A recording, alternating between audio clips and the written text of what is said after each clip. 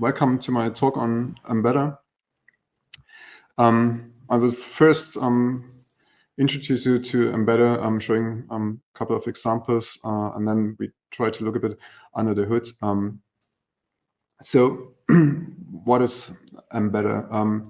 Well, on first sight, Embeddr is an IDE for C, and as the name suggests, it's an dialect of C that focuses on embedded systems.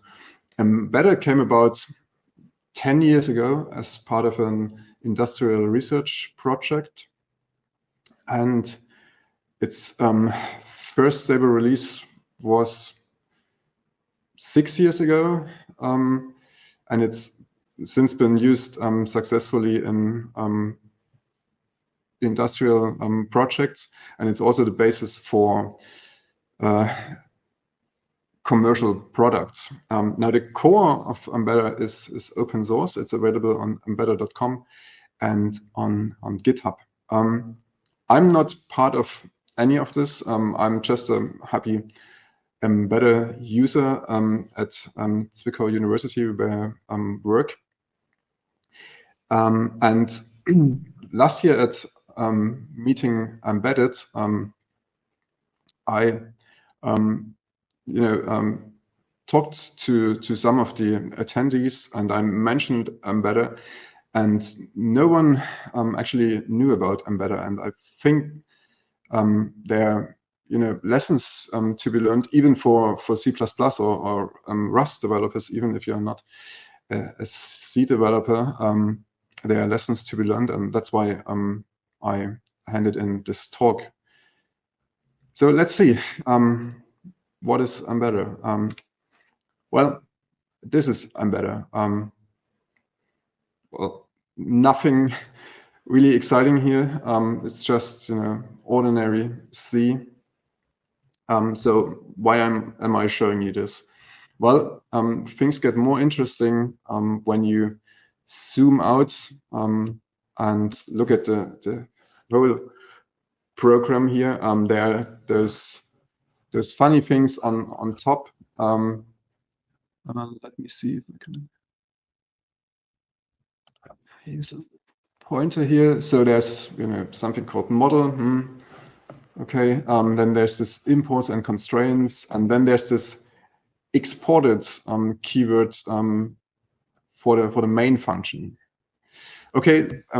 Obviously there's something different from standard C, but still it's not that interesting, I guess. But Embeddr has to offer what they call a cleaned up version of C99.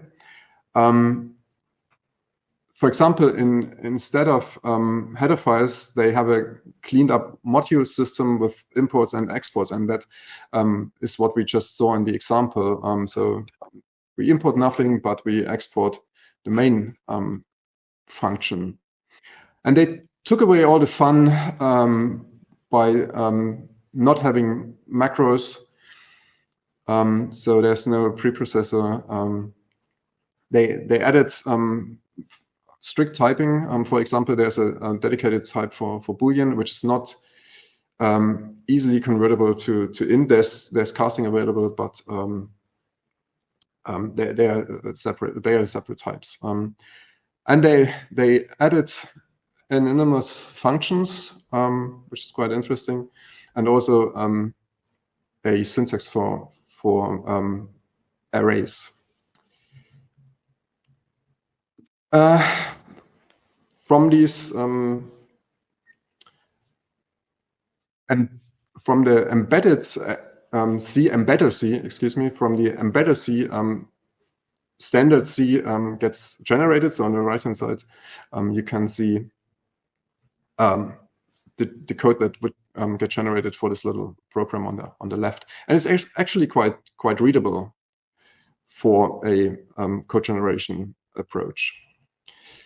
Now, in the beginning, I mentioned that Embeddr is, of course, focused to the embedded domain, and what they also added is physical units. So, for example, you can have, you know, integral types annotated with a unit, seconds, meters, meters per second, whatever. And this is part of the language. It's not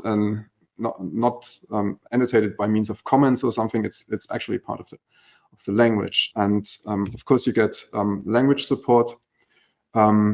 Your compiler would tell you that you're doing something wrong with the units, that they are not compatible, as you would expect. And there are many more languages. I will show you some in a bit. And all these extensions are called domain-specific languages. So on top of the language for this cleaned up C, there are, you know, extensions for physical units and many more extensions. For example, they added a domain-specific language for testing, which exposes concepts from the testing domain right in the language. You know, like test cases and assertions and so on.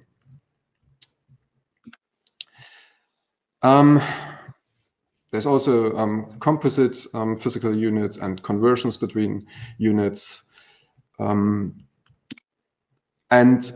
many more of these extensions, for example, for logging, which can be surprisingly difficult in embedded systems. And from a more software architectural point of view, there are interfaces and components that implement those interfaces, realize those interfaces. And there's support for requirement specification and requirements tracing for documentation and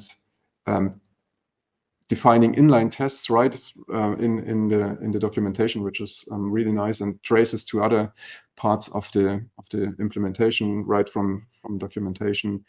There's also support for variability, configuration management, so product line engineering, and a lot more of these extensions are available as part of Embeddr core, or commercially available, or available on GitHub, for example, freely available.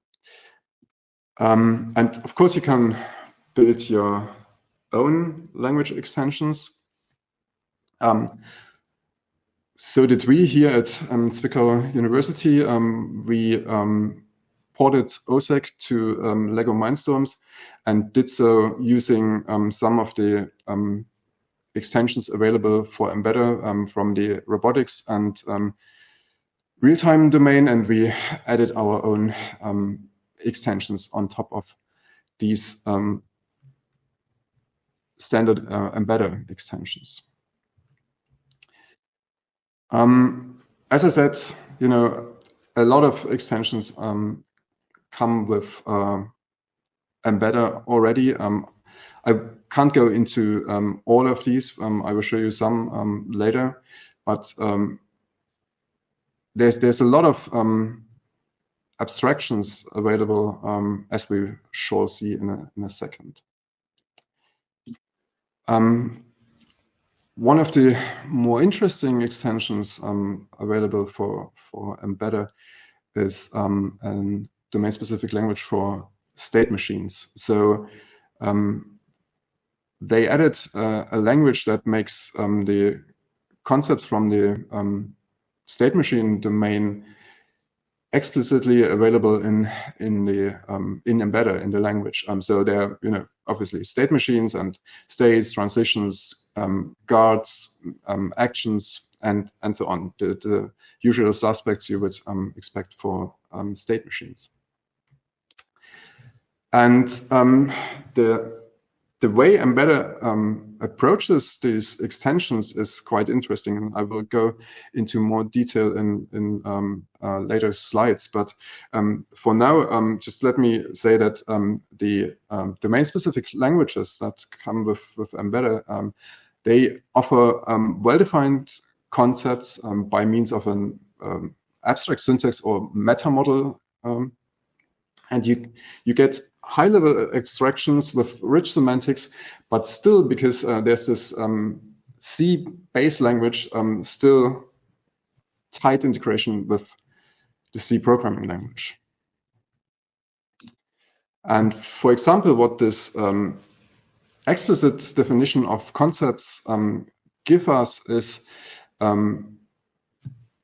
visualization of state machines. So you can easily visualize state machines using GraphViz or whatever. So on the right, you can see a few, not an editor. We will come to the editor in a second. You can see a few of the state machine that was defined on the left-hand side. And you can get graphical views for other parts of a system, more behavioral stuff with something similar to UML sequence diagrams, for example. So these domain-specific languages, they give us, of course, productivity. We can think in terms of the abstractions of the problem domain, but they also give us reasonability. So we get model checking. We can check for pre and post conditions of modules and interfaces, software components and interfaces, and we get formal verification. For example, we could verify a state machine and see if every state can be reached, if transitions exiting from the same state are unambiguous, and so on. And in this example here on the slide, you can see that there's something wrong with these guards here. And this is done by an external tool, by an external model checker, which can be integrated into Embeddr. And as you can see, the results from this model checker, they are directly fed into the IDE right on the abstraction level of state machines. I will come to that. I will come back to that in a second. So now I showed you some of the language extensions of Embeddr. I would like to look a bit under the hood and discuss how Embeddr does this. And Embeddr is based on JetBrains metaprogramming system, MPS, which is a language workbench. There are other language workbenches available, but Embeddr is based on MPS. And MPS offers something called projectional editing. And projectional editing gives us complete notational freedom. So instead of having a line-based and parser-based approach, you can do, in terms of notation, you can basically do whatever you like. So for example, you could add tabular views to your more text-based editors. And that's something that is quite difficult, if not impossible, to achieve with traditional parser-based approaches. You could also have mathematical notations right in your C-like functions. Or you could have configuration editor for something like makefiles. And this projectional editing is quite different from more traditional IDEs. It actually feels weird in the beginning, but once you are used to this, it's really great. Projectional editing means that the view is a direct projection of the abstract syntax tree. And the abstract syntax tree is an instance of the meta model. So it's the view is a direct projection of the model, and editing then means that users directly modify the abstract syntax tree, directly modify the model instead of having to go from text via parser to an abstract syntax tree. So, for example, we could have a tabular editor for our state machine.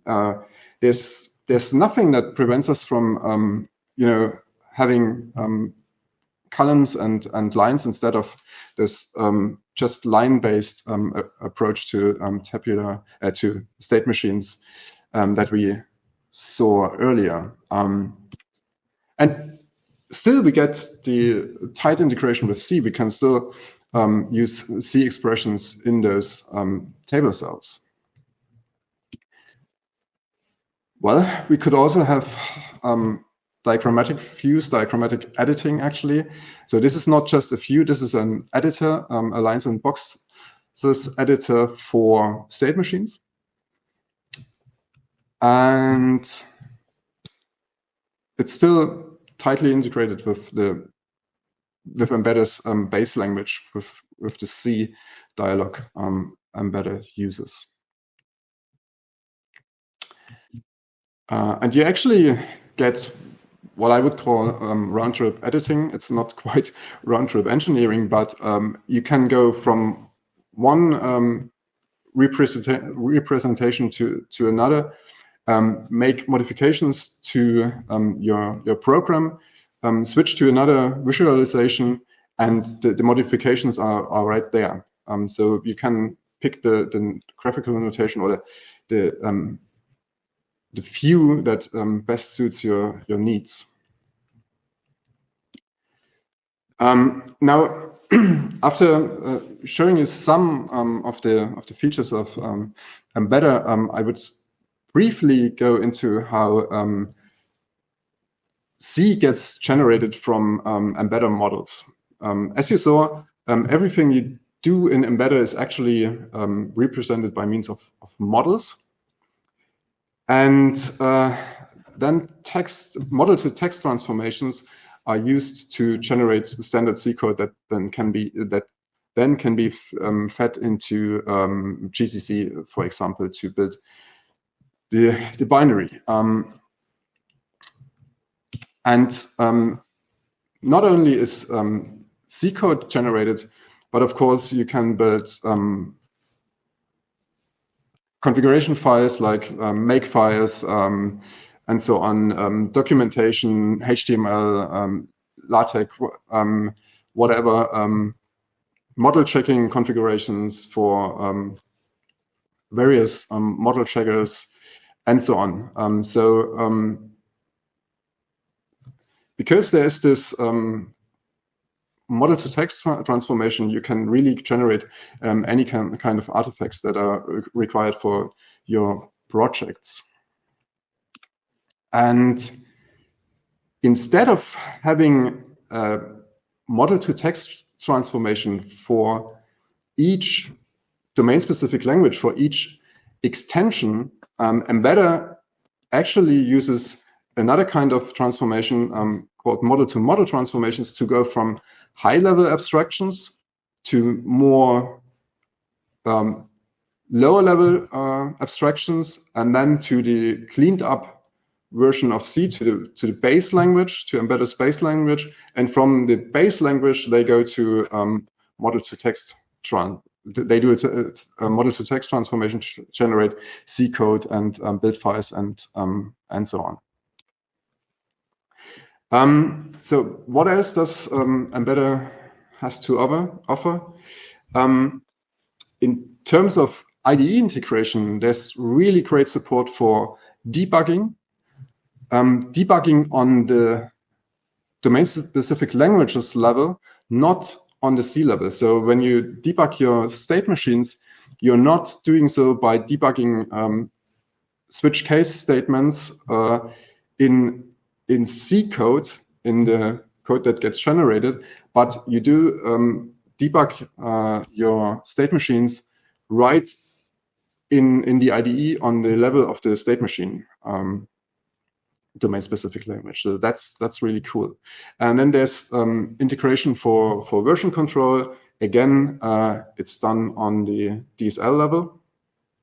So you get different merge right in, for example, a graphical view, if that has been implemented for this visualization of a domain-specific language. And you can integrate third-party C libraries so that you can make use of these APIs from Embeddr. There's a ton of material available at mbeddr.com. You can find tutorials and scientific papers about Embeddr. So please check out mbeddr.com. Now, why am I so fond of Embeddr? Well, here at Zwickau University, I work as a computer science professor, and I try to teach, good tools to students and good concepts that might be, a bit ahead of what's used in industry right now. And what Embeddr gives us is, high-level abstractions that are still integrated with C, and this is really important, Embeddr, because it's based on MPS, allows to combine different languages, different aspects from different domains, because usually you require concepts from different domains to build a complete system. And some of the more traditional approaches, like Simulink and UML, SysML, they tend to focus on a single domain, or it becomes really difficult to combine concepts from different domains. So here's a very small example of how languages can be combined in Embeddr.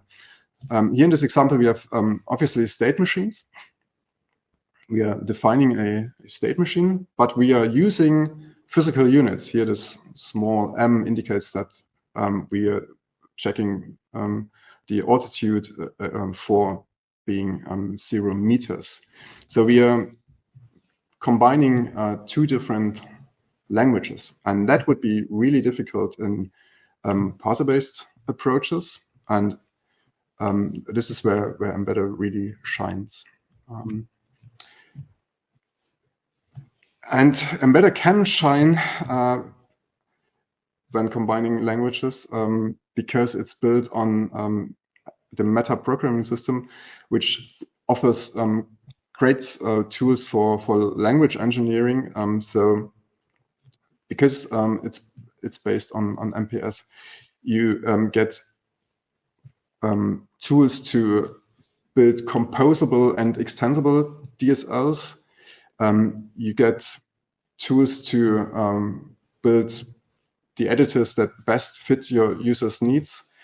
So you have notational freedom. You get other things like migrating from one version of a language to another, and so on. So in a way, this language workbench approach, as offered by MPS, but also by other tools, kind of helps to liberate this language engineering. And that's what I really like about Embeddr and MPS in general. So with that, I'm finished, and I would like to thank you for your attention, but I would also like to thank the Embeddr team and the MPS team for building such great tools. Thank you, and I hope we can discuss about Embeddr, and I hope I provoked some controversy, and maybe we can get into a discussion. I prepared some topics that we might talk about. Why not C++? How much do I have to invest in order to start using Embeddr? Why should I even do it? And why are you telling us about Embeddr now? So I hope we can discuss about this. Thank you. Yeah, thank you for your talk, Frank.